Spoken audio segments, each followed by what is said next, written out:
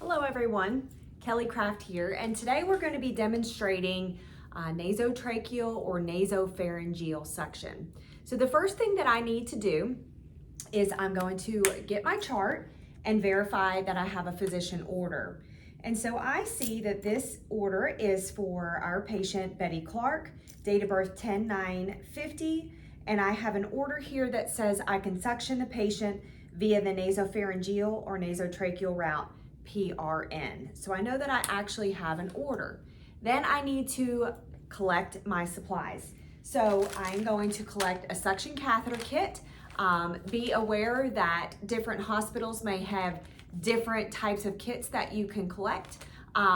For our purposes today, we're going to use this kit. It is a suction catheter kit, 14 French.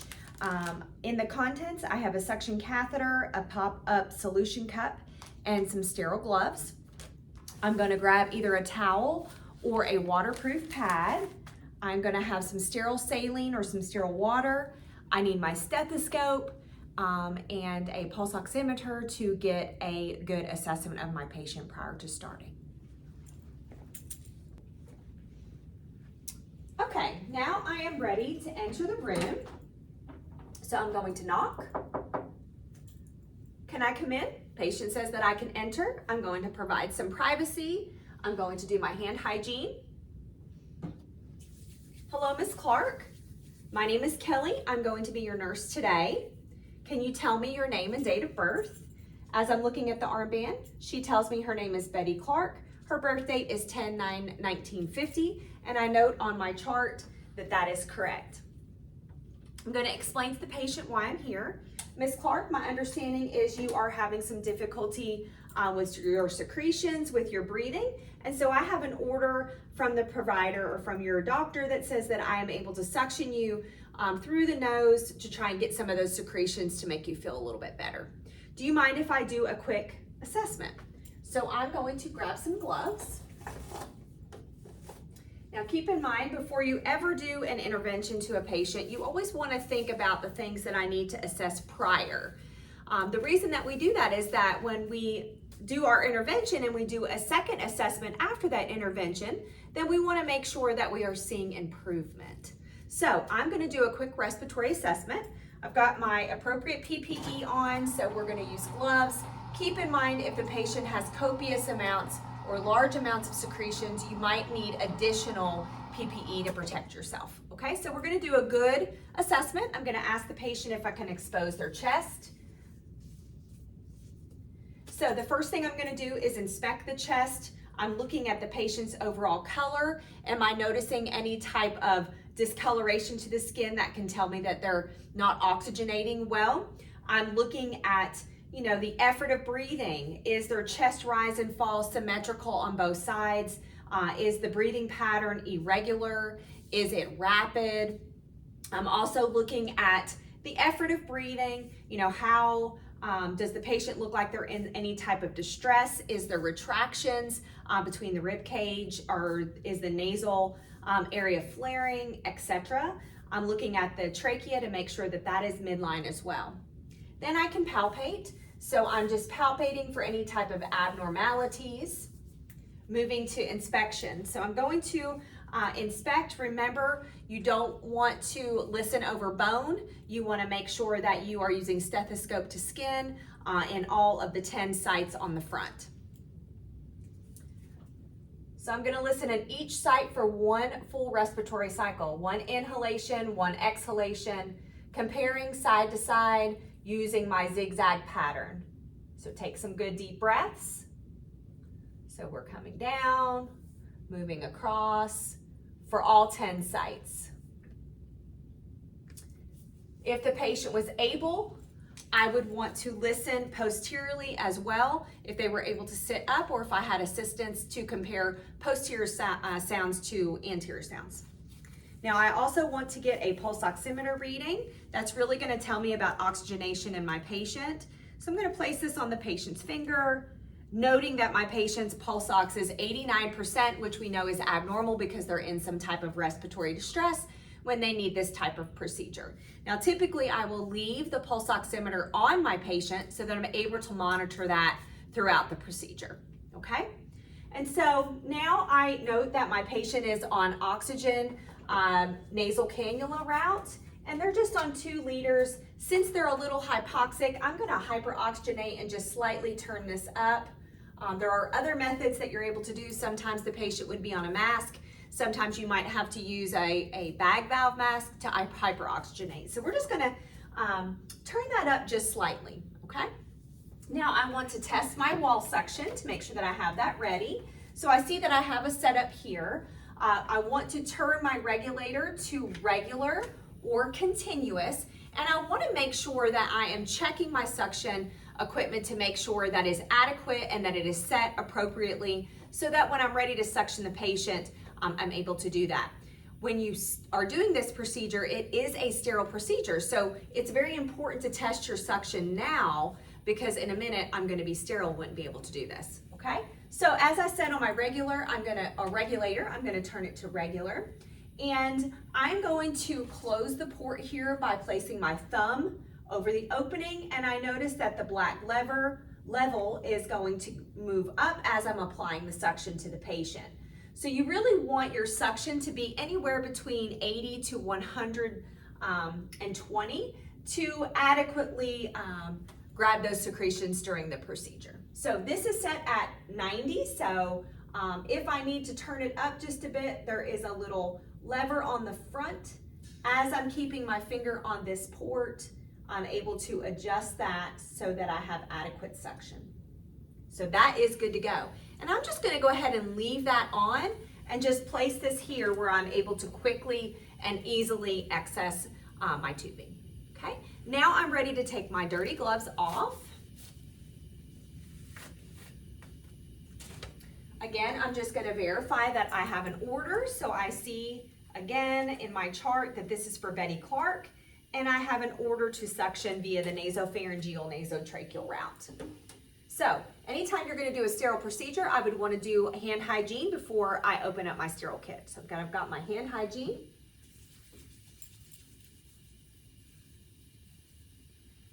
I'm going to place a towel or a waterproof pad on my patient. Now I really want to put them in a higher Fowler's position for this. So I'm gonna put them up close to 90 degrees.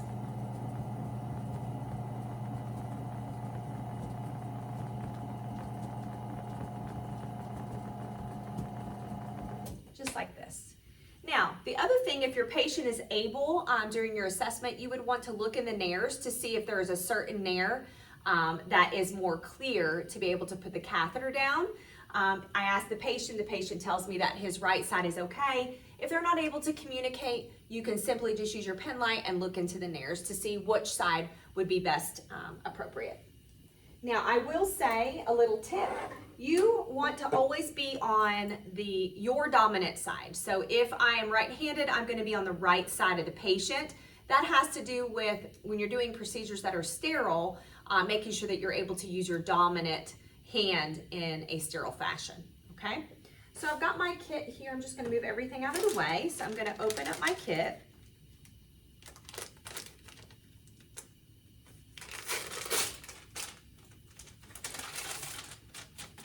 And you'll notice in this kit, I've got my bedside table here. I'm gonna go ahead and put this rail down too. Get that out of my way. Make sure that you can see. I've got my kit, it is folded, and I have to be very careful when I open this up because I know the contents that are inside are going to be sterile. There's a little flap here on the side that has my sterile water box. So I'm gonna carefully, before I get sterile, just pull this out. And I'm just gonna pop this open, being careful not to touch the inside of my box as that needs to stay sterile. So I'm gonna pull that out and pop that open and sit this to the side. And noting that my sterile water or my sterile saline, since it's not packaged in my sterile kit, I would need to pour my solution into my sterile container now before I get sterile, because once I get my sterile gloves on, I would not be able to touch this bottle of solution since it wasn't packed in my container, okay? So this has not been opened yet. If it had been opened, I would want to open this and what we call lip it. You would pour a little bit of the solution out. I'm going to carefully pour this about 2/3 full into my box and just sit this to the side. And you'll notice that I have my sterile box with my water very close to my patient. That way I can easily access it, okay? Now I'm going to carefully open up my sterile package, being careful to not lean over my kit.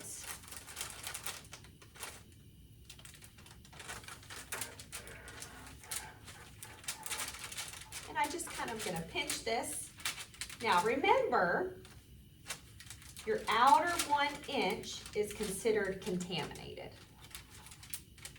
Everything I need is in this kit. Okay? Now I notice that my gloves are packed on top of each other within this kit, okay? This keeps wanting to fold up on me, doesn't it? Okay, so they are cuffed. I'm gonna grab my first glove, being careful not to touch anything inside the kit, and I'm grabbing it by the cuff. I'm gonna have my palm up, and I'm going to slip my glove on. I'm going to keep my hands up.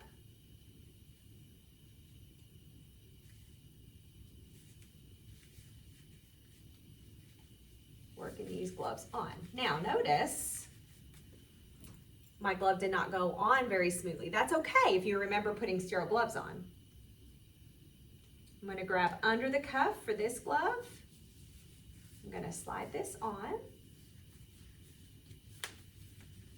Keeping this thumb up, sliding that glove on. Now I can touch and fix this glove.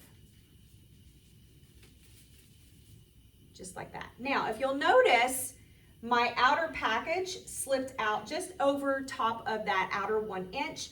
I can still touch the inside of this, just being careful not to touch that outer part. So I'm gonna go ahead and grab my catheter, and both of my hands are sterile. So you'll notice that this catheter has markings on it. It also has a port where I'm able to occlude this to apply the suction to the patient. So I am going to just place this in the palm of my hand to protect the catheter and just wrap this around, being careful not to contaminate, because my right hand is my dominant hand. It is going to stay sterile. You can tell that I went all the way up to the port to hold this nice and steady, because now I'm going to have my non-dominant hand be my unsterile hand, okay? So I'm going to go ahead and touch my suction tubing. So now this hand is no longer sterile. Being careful, and I'm going to connect these, being careful that I do not contaminate my sterile hand, okay? Now, I can easily unravel this. I am going to lubricate the end of my tubing here, or the end of my catheter, I guess I should say. Now, when I'm ready to apply the suction, I simply just put my thumb over this port here to apply suction. So I'm gonna stick the catheter down inside of the water in the solution of the box, and just go ahead and suck up some of that solution to really lubricate the inside of my catheter as well, so that the secretions do not stick. Now I try to get my thumb and my hand positioned at the marking of how far I'm going to put this catheter into the patient. Your textbook says 15 to 18 centimeters, which is about 6 to 7 inches. So there are markings on your catheter. And like I said, I just try to place my hand right at that amount of the catheter so I know how far to insert into the patient, okay? Now I'm gonna take my non-sterile hand, and I'm just gonna remove the oxygen from the patient to the side. Now I'm going to tell my patient that I'm going to insert the catheter. You want to be careful not to put your thumb on the suction port. You don't want to apply suction until the catheter is in place. So I'm going to go ahead and insert this into my patient, being careful not to contaminate my sterile hand.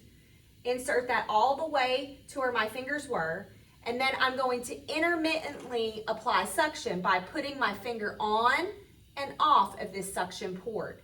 As I'm doing that, I am going to rotate and withdraw the catheter, encouraging my patient to cough so that I'm able to grab those secretions from the patient. So I'm going to circular motions on and off, encourage my patient to cough. And I want to only do that for no more than 10 to 15 seconds. I'm going to use my non-sterile hand, reapply my oxygen, and allow my patient to recover. I'm going to take my suction catheter into my solution, clear out the secretions that I captured in the catheter, and re-lubricate the tip. Also noting what color, consistency, and amount of secretions that I obtained from the patient. Now you want to allow your patient to recover. If you feel like you need to do a second suction pass, you are able to do that, but you want to give the patient at least 30 seconds to a minute to recover between passes. So as I'm doing that, I'm watching my patient, checking their effort of breathing, making sure that their pulse oximeter is still okay, making sure that the patient's tolerating the procedure well. Then I can repeat. So I'm going to remove my oxygen with my non-sterile hand. I'm going to insert my catheter, being careful not to contaminate, all the way to the tip of my fingers. Rotate and remove, intermittent suction, no more than 10 to 15 seconds, like that. Replace my oxygen. Come over here, clear out my suction tubing or my suction catheter as well, allowing the patient to recover. Now your textbook says that you can actually do 2 passes via the nasopharyngeal, nasotracheal route. The third pass, if you need to, if the patient coughed and there was secretions in their mouth, you are technically able to take this catheter and go into the patient's buccal areas to remove any type of secretions that might be in their mouth. That's not super typical, but you are able to do that. So now I'm going to clean up my area, take my dirty gloves off, grab some clean gloves, since my hands are contaminated there with secretions. Again, I am inspecting the patient. Now I'm going to do my post assessments, looking at the patient's chest. How is their effort of breathing? How is their skin color? Hoping to see improvement there. I'm going to listen again in the same spots, stethoscope to skin, side to side zigzag pattern, not listening over bone. Hoping to hear an improvement in maybe those adventitious or abnormal sounds. So again, listening to my full 10 sites on my patient's chest.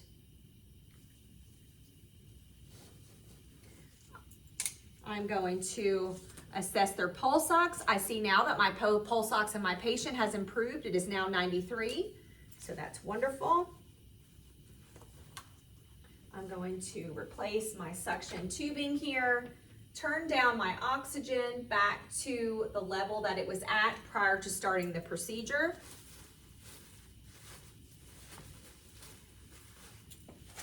Cleaning up my area, putting my patient's bed back to the lowest position. How are you feeling? Does that feel better? Make sure that my patient is comfortable. So bed is in lowest position, top 2 side rails are up. Make sure that my patient has their call light. Let them know. I'll be back to check on them. If there's anything that they need, to please let me know. Then I would document my pre-assessments, everything that I assessed, anywhere from inspection, palpation, auscultation, and my pulse ox. I would document that I increased the patient's oxygen to hyperoxygenate.